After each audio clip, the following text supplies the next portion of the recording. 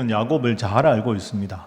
야곱은 하나님께서 주시는 복을, 그 거룩한 복을 받고 싶어하는 거룩한 열정은 참 훌륭한데, 그 하나님께로부터 오는 복을 받아서 누리는 방법은 지극히 세속적인 방법이었습니다.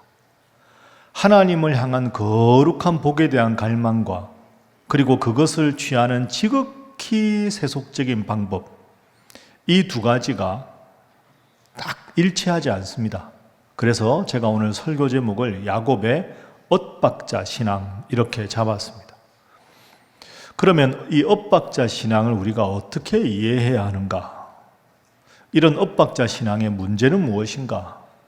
오늘 우리는 하나님을 믿는 사람으로, 또한 이 세상에 살아가면서 하나님 주시는 거룩한 마음과 세상적이고 세속적인 방식과 이 두 가지 사이에서 어떤 방식으로 살아가야 하는가? 오늘은 이 질문에 대한 말씀의 교훈을 살펴보도록 하겠습니다. 자, 먼저 야곱은 어떠한 인물인가? 말씀드린 대로 거룩한 욕심을 가졌지만 그 거룩한 하나님의 복을 사모하고 취하는 방식은 지극히 세속적인 방식이었죠. 그렇다고 야곱이 일방적으로 문제냐? 그건 아닙니다. 우리가 야곱에게서 배워야 할 점이 있습니다. 그건 하나님이 주시는 복, 그 정말 귀한 복이다 하는 것을 마음속 깊이 느꼈다는 면에서는 우리가 야곱에게 본받아야 할 점입니다. 야곱은 에서라는 사람과 쌍둥이였죠. 쌍둥이 중에서 동생이었습니다. 그런데 그 당시 구약 시대에는 큰아들, 우리로 말하면 장남이죠. 그 장남이 하나님 앞에 받을 그 장자의 권한, 성경에 보면 장자권이라고 하는 것이 아주 중요했습니다. 그러면 맏아들, 큰아들로 태어나면 받는 장자의 권한이 뭔가? 크게 세 가지가 있는데요. 장자가 누릴 수 있는 첫 번째 권한은 2배 재산권입니다. 그러니까 다른 모든 차남들에 비해서 장남은 재산권을 2배를 받습니다. 그러니까 경제적인 주도권을 장자가 가진다는 거죠. 두 번째는요, 가문의 대표자가 되는 겁니다. 아버지 돌아가시고 나면 그 가문의 모든 법적이고 사회적인 대표자가 이 장남이 됩니다. 그러니까 그 집안 하면 대표 한 명이 장남이 되는 거죠. 그리고 세 번째는 영적인 리더십을 갖습니다. 이 시대가 창세기이니까 아직까지 성막이나 회당이 없을 때 아닙니까? 제사장이 없을 때입니다.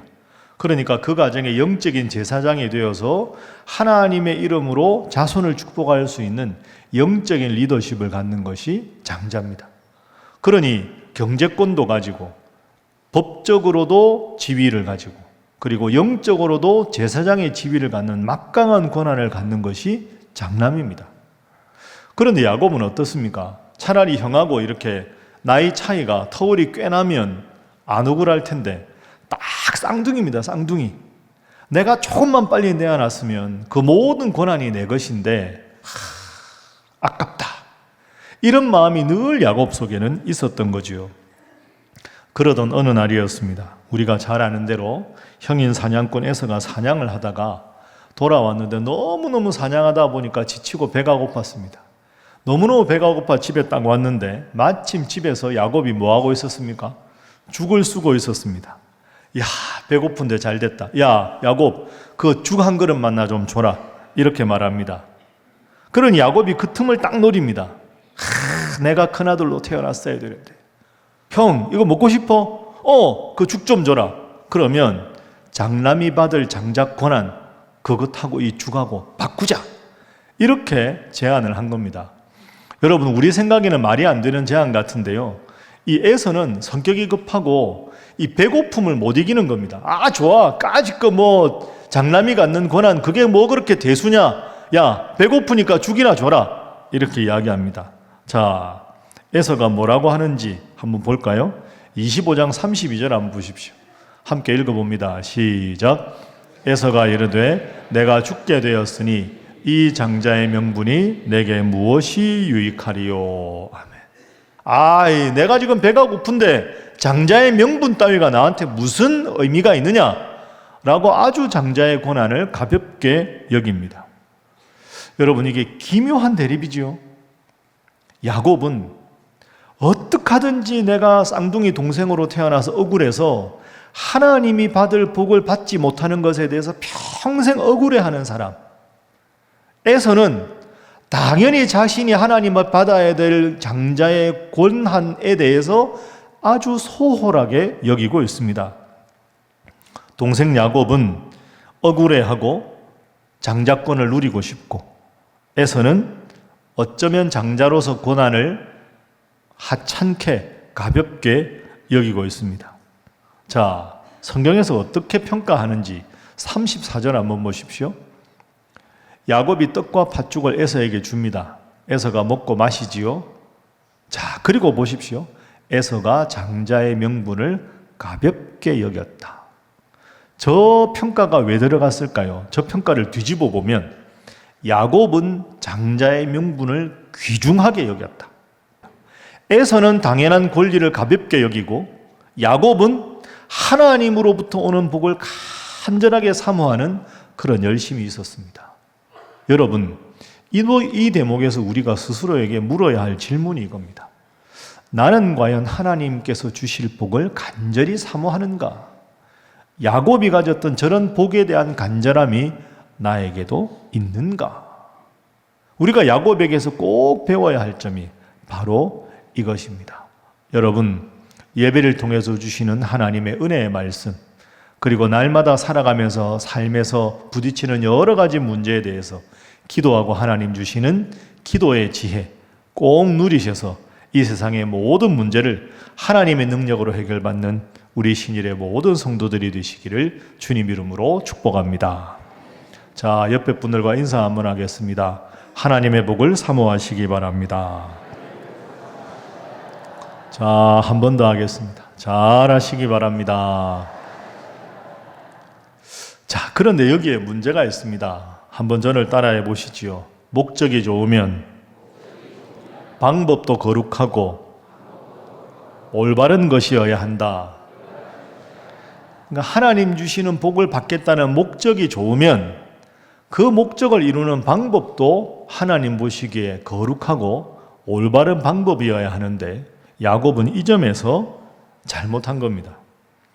자, 배고파서 이제 사냥하다가 에서가 왔죠. 그때 야곱이 뭐라고 말하는가 한번 보십시오. 방금 읽은 25장 31절 보십시오. 딱 배고파하는 형을 보고는 야곱이 이르되 형의 장자의 명분을 오늘 내게 팔아라, 이렇게 말합니다. 여러분, 저 말을 가만히 생각해 보시죠. 장자로서 받을 하나님 주시는 복을 사모하는 열정은 맞지만 그것을 나한테 팔아라, 이 말은 지극히 세속적인 거래의 대상으로 야곱이 지금 삼고 있습니다. 자, 좀 더 자세하게 우리가 잘 알지만 야곱이 에서가 받을 복을 가로채는 장면을 다시 한번 기억해 보십시오. 어느 날 아버지 이삭이 큰아들 에서를 부릅니다. 에서야, 내가 이제 눈이 좀 침침하고 나이가 많이 들었으니 죽기 전에 너에게 하나님께서 아버지를 통해서 큰아들에게 줄 복을 너에게 빌어주겠다.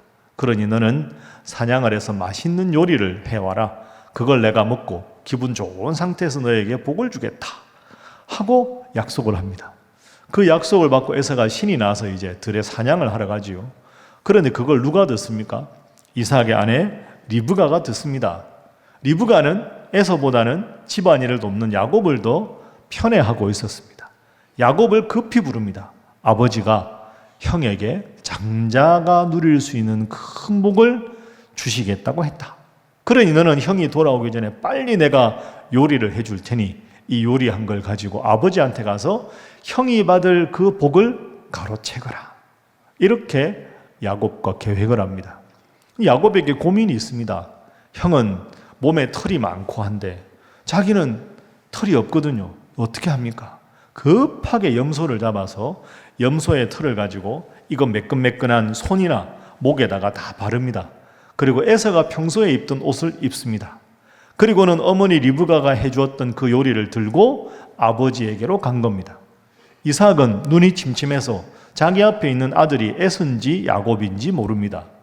그래서 확인차 만져보니까 손과 목에 털이 있는 걸 보고 옷을 만져보니 내 큰아들이 맞구나라고 생각을 합니다. 그때 야곱이 아버지 이삭에게 거짓말을 합니다. 창세기 27장 19절 한번 보시죠. 야곱이 아버지에게 대답하되 나는 아버지의 맏아들 에서로 소이다. 아버지, 제가 에서입니다. 거짓말을 합니다. 아니, 어떻게 너 이렇게 빨리 요리를 해가지고 왔느냐? 이삭이 궁금해서 묻습니다. 이어지는 20절 보십시오. 이삭이 그의 아들에게 이르되 내 아들아 내가 어떻게 이같이 속히 잡았느냐? 그가 이르되 아버지의 하나님 여호와께서 나로 순조롭게 만나게 하셨습니다. 우리가 이미 확인한 대로 하나님 이름까지 팔아가면서 야곱이 거짓말합니다. 아버지를 속이고 하나님을 속이고 형 에서를 속인 겁니다. 그리고는 아버지에게 형이 받아야 될 복을 가로챕니다.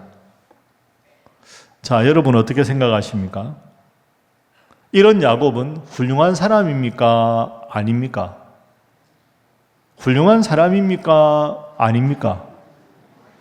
그냥 웃으면 다 되는 겁니까? 좋은 평가하기가 사실 어렵지 않습니까? 그렇습니다, 여러분. 야곱의 문제가 이겁니다. 목적만 좋으면 방법은 어떤 방법을 써도 된다. 이거 야곱의 잘못입니다. 하나님이 주실 복을 사모하는 목적이 아무리 좋아도 그 목적을 실현하는 방법도 하나님 보시기에 의롭고 올바른 방법이어야 합니다. 그런데 목적이 좋다고 해서 아버지 속이고 형을 속이고 하나님의 이름까지 거명하면서 자신의 거짓을 호도하는 것은 결국 잘못된 거죠. 뭐로 가도 서울만 가면 된다. 그건 바른 태도가 아닙니다. 자, 그러면 이렇게 어쨌든 아버지를 속이고 장남이 받을 복을 가로챘습니다. 그럼 앞으로 야곱의 인생이 어떻게 펼쳐졌는가? 그걸 보면 하나님이 이 행동을 바로 보셨는가 아니면 안타깝게 여기시는가를 볼 수 있겠지요. 이제 두 번째 장면입니다. 야곱의 남은 인생에 대해서 한번 살펴보도록 하겠습니다. 여러분, 야곱이 형이 받을 복을 가로챘을 때는 기분이 좋았는데 복을 받은 다음에 제일 무서운 사람이 누굴까요? 형 에서 아니겠습니까? 에서가 돌아와서 아버지한테 들어갔는데 아니 내가 방금 복을 줬는데 이러면 야곱이 나를 속였구나 화가 나서 동생을 죽이겠다고 찾아올 것 아닙니까? 그래서 결국 이 일 때문에 야곱은 우리가 아는 대로 도망을 갑니다. 지금 야곱이 살고 있는 데가 브엘세바입니다. 이 브엘세바에서 저 멀리 800km 떨어진 하란까지 도망을 갑니다. 그리고는 외삼촌 라반의 집에서 지내게 됩니다. 그런데 여러분, 이 야곱이 외삼촌 라반의 집으로 도망을 가지요. 그 라반과 함께 몇 년을 살았을까요? 여러분, 라반과 함께 몇 년을 살았을까요? 20년을 살았습니다. 20년. 그런데 이 라반이 대단한 사람입니다. 엄청난 사기꾼입니다. 야곱이 그렇게 속임수를 잘 쓰는데 야곱 머리 꼭대기에 있습니다. 그래서 20년 내내 정말 비참하게 외삼촌인데요. 노예와 다를 바가 없는 비참한 삶을 살게 됩니다. 20년 다 지난 다음에 외삼촌 라반을 떠날 때 야곱이 뭐라고 말하는지 한번 보겠습니다. 창세기 31장 41절 보십시오. 내가 외삼촌의 집에 있는 20년 동안 외삼촌의 두 딸을 위하여 14년, 외삼촌의 양떼를 위하여 6년을 외삼촌에게 봉사하였거니와 20년 내내 봉사했는데 보십시오. 외삼촌 라반은 내 품삯을 몇 번 바꿨습니까? 10번이나 바꿨습니다. 계속 품삯을 바꾸면서 정말로 이 야곱을 노예처럼 부린 겁니다. 물론 이 20년 지난 다음에 이제 가서 마침내 20년 만에 형 에서와 화해합니다. 그걸로 야곱의 인생이 끝나면 해피엔딩인데요. 그게 아닙니다. 20년 만에 겨우 이제 노예 생활 벗어나서 형과 화해를 하는 것이 나오는데요. 그 33장 이후에 34장에 보면 뜻밖의 사건이 벌어집니다. 창세기 34장에 가면 야곱에는 12명의 아들과 딸이 하나 있었습니다. 그 딸 이름이 디나였습니다. 근데 이 디나라는 딸이 세겜이라는 지역에 나가서 이렇게 구경을 하다가 세겜 땅의 추장 이름도 세겜이거든요. 이 추장의 아들이 보고 이 디나를 강간을 합니다. 강간한 다음에 마음에 든다고 결혼합니다. 여러분, 순서가 잘못됐지요. 일방적으로 강간부터 한 후에 결혼을 한다. 순서가 잘못된 겁니다. 그 야곱이 보니까 딸이 들어오는데 우리가 성경에 안 나오지만 펑펑 울면서 들어왔겠죠. 제가 외간 남자에게 겁탈을 당했습니다. 야곱이 아무것도 못합니다. 어찌할 바를 모르는 겁니다. 그러다가 이제 디나의 오빠 야곱의 아들들이 돌아옵니다. 화가 머리 끝까지 납니다. 내 여동생에게 성폭행을 하다니. 그래서 어떻게 하죠? 거짓말하는 겁니다. 세겜 족속에게로 가서 우리는 하나님 믿는 사람이라 남자들은 다 할례를 받아야 된다. 할례가 요즘 말로 하면 포경수술 비슷한 거 아닙니까? 포경수술 다 안 받으면 우리 함께 사도 맺을 수 없다. 그러니 그 부족의 모든 사람들, 남자들 전부 다 할례를 받습니다. 할례 받아서 고통스러워하는 그 상황에서 몸을 움직일 수 없는데 칼을 들고 가서 디나의 오빠 둘이, 이 야곱의 두 아들 시몬과 레위가 전부 남자들을 죽여버립니다. 이 소식을 야곱이 듣습니다. 야곱이 땅을 치면서 괴로워합니다. 왜? 형하고 화해하고 겨우 이 땅에 정착했는데 저 사람들 다 죽여버렸으니 이웃 부족들이 알면 우리를 가만두지 않을 것이다. 할 수 없이 또 다른 곳으로 거처를 옮기게 됩니다. 말씀드렸죠. 수천 년 전에 목초지가 있는 곳이 별로 없는데 거처를 옮긴다는 건 목숨을 건 그런 위험한 일입니다. 할 수 없이 야곱이 떠납니다. 그리고는 베델로 올라갑니다. 베델에 올라가서 단을 쌓고 하나님 앞에 예배를 드리고 또 옮기다가 그만 야곱의 4명의 부인 중에 가장 야곱이 사랑했던 라헬이 진통을 하다가 그만 죽게 됩니다. 너무너무 야곱이 마음이 아팠을 겁니다. 그게 33장, 34장입니다. 이 정도 되면 참 마음이 아팠겠죠. 또 사건이 생깁니다. 35장에 22절 한번 보실까요? 이스라엘 야곱이 그 땅에 거주할 때 르우벤이 누굽니까? 야곱의 장남이지요. 가서 그 아버지 야곱의 야곱에는 4명의 아내가 있었다고 했죠. 또 다른 아내 빌하와 동침을 합니다. 아니, 아들하고 자기 서모지만 어머니 뻘되는 빌하와 동침을 합니다.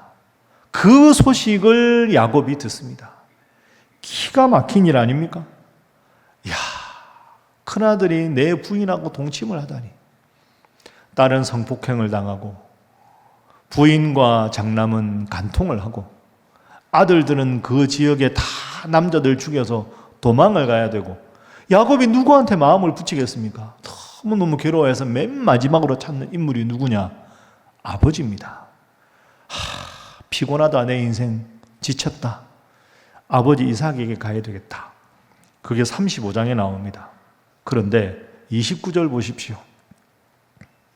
이삭이 나이가 많고 늙어 기운이 다함에 죽어 자기 열조에게로 돌아갔더라.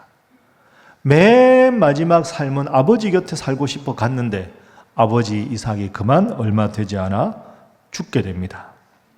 여러분, 이것이 야곱의 일생이었습니다. 어떻게 평가할 수 있습니까? 형과 부모와 원수져서 떠나고 가까운 20년 동안에 외삼촌 라반에게 노예 같은 생활을 하고 겨우 형하고 화해했나 싶었는데 사랑스러운 딸이 성폭행을 당하고 그 지역의 남자들 다 죽여서 이사를 가고 이사 가서 한숨 돌릴만 하는데 사랑하는 아내 라헬이 죽고 그로부터 얼마 되지 않아서 또 다른 아내와 장남이 간통을 하고 이제는 안 되겠다 싶어 아버지 곁에 갔는데 아버지가 얼마 안 돼서 돌아가십니다. 참 야곱의 인생이 기고한 인생입니다. 그런데 여기서 끝이 아닙니다. 야곱에게는 12아들이 있었습니다. 12아들 중에 가장 사랑하던 라헬의 소생인 11번째 아들 요셉을 끔찍히 사랑했습니다. 형들이 보기에 너무 보기가 싫은 겁니다. 아버지는 쟤만 좋아한다고. 그래서 목자 생활을 하고 있는 그 형들을 위문하기 위해서 요셉이 가는데 저 꿈쟁이 온다, 죽여버리자. 그래서 결국은 이 요셉을 노예 상인에게 팔아버리지요. 그리고는 10명의 아들들이 똑같이 입을 맞추고 거짓말합니다. 동물의 피를 묻혀서 가져와서 아버지 야곱에게 요셉이 동물에게 물어 뜯겨 죽었습니다 라고 거짓말을 합니다. 10명의 아들 전부 입을 맞추고 거짓말을 했을 때 야곱이 어떻게 안 믿을 도리가 있겠습니까? 그리고 말년에는 자신이 살던 곳에 기근이 들어서 자신의 온 재산을 다 팔아서 끼니를 걱정해야 했던 것이 야곱의 말년이었습니다. 결국 야곱은 자신의 삶을 어떻게 고백하고 있습니까? 야곱이 애굽의 총리가 된 요셉을 따라가서 만난 애굽의 왕 바로 앞에서 내 인생을 돌아봅니다. 내 인생을 돌아보면서 바로 앞에서 솔직하게 고백합니다. 그게 오늘 본문입니다. 야곱은 스스로의 인생을 어떻게 평가하고 있을까요? 오늘 본문 47장 9절 보십시오. 야곱이 베라에게 말합니다. 왕이시여, 내 나그네 길의 세월이 130년이었습니다. 내 나이가 얼마 못 되지만 우리 조상의 나그네 길의 연조에 미치지 못하지만 내 인생 130년 험악한 세월을 보내었습니다. 저의 인생은 나그네 인생이었고 평생 험악한 인생을 살았습니다. 여러분, 이것이 야곱의 고백입니다. 제가 여러분에게 하나 여쭤보겠습니다. 여러분, 야곱이 행복한 인생을 살았다고 생각하십니까? 불행한 인생을 살았다고 생각하십니까? 1번 행복한 인생, 2번 불행한 인생. 1번입니까? 2번입니까? 2번이지요. 불행한 인생을 살았습니다. 겉으로 보기에는 자수성가한 사람, 수많은 아들들과 육축과 하인들을 거느린 당당한 사람, 말년에는 자신의 아들이 애굽의 총리가 된 정말로 부러움이 한 몸에 받는 그런 인생을 산 것 같지만 정작 야곱 스스로는 내 인생은 불행한 인생이었습니다. 험악한 세월을 보냈습니다. 왜 내 인생은 이리로 기구하고 불행하단 말입니까? 솔직하게 자신의 인생을 불행하다고 말하고 있습니다. 왜 야곱은 스스로의 인생을 불행하다고 말할까요? 다시 첫 번째 질문으로 돌아갑니다. 야곱은 하나님께서 주시는 복을 사모하는 간절한 열심은 있었습니다. 그러나 하나님 주신 복을 받는 방법은 지극히 세상적이고 지극히 세속적인 겁니다. 하나님한테 받을 복만 받으면 어떻게 세상에 살아도 된다라는 야곱 같은 태도는 잘못된 것입니다. 오늘 야곱 이야기를 다시 듣는 우리는 야곱이 가진 복을 사모하는 열심은 가져야 하지만 그 목적을 이루기 위해서 야곱이 취한 비도덕적인 방법과 이기적인 태도는 본받지 말아야 합니다. 뭐로 가도 서울만 가면 된다. 잘못된 말입니다. 하나님을 사랑하면 하나님 앞에서 목적도 바로 세워야 하고 사람 앞에서 바로 서고 올바른 방법을 취하는 성숙한 신앙인이 되어야 합니다. 목적도 바라야 하고 방법도 바른 방법을 택해야 합니다. 이 면에서 야곱은 잘못된 모습을 보인 겁니다. 여러분, 하나님이 여러분에게 주신 소중한 마음이 있을 겁니다. 그 마음을 잘 간직하십시오. 동시에 하나님 주신 그 마음을 이루는 방법도 성경적이고 올바른 방법으로 살아야 성숙한 성도입니다. 엇박자 신앙인이 아니라 정박자 신앙인으로 하나님 보시기에 올바른 목표를 가지고 올바른 방법으로 살아가는 신일의 모든 성도가 되시기를 주님 이름으로 축복합니다.